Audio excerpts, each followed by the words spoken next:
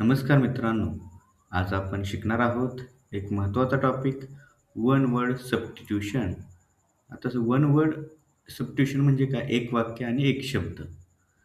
आता व्याख्या बघूया. एका मोठ्या वाक्याऐवजी एकच शब्द वापरणे म्हणजे one word substitution.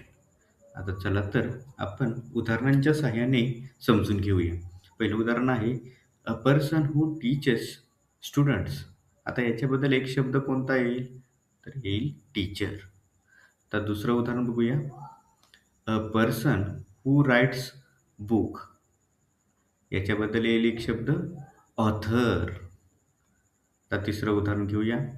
A place where books are kept. याचंही वन वर्ड सबस्टिट्यूशन आहे लायब्ररी.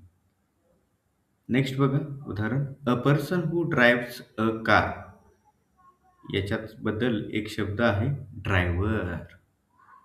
नेक्स्ट उदाहरण. A person who treats patients. याचं उत्तर आहे डॉक्टर. मित्रांनो, यामुळे तुमची इंग्लिश स्मार्ट आणि सोपी होते. आज आपण वन वर्ड सबस्टिट्यूशन समजून घेतले. जर व्हिडिओ आवडला असेल तर लाईक करा, शेअर करा आणि सबस्क्राईब करायला विसरू नका. धन्यवाद.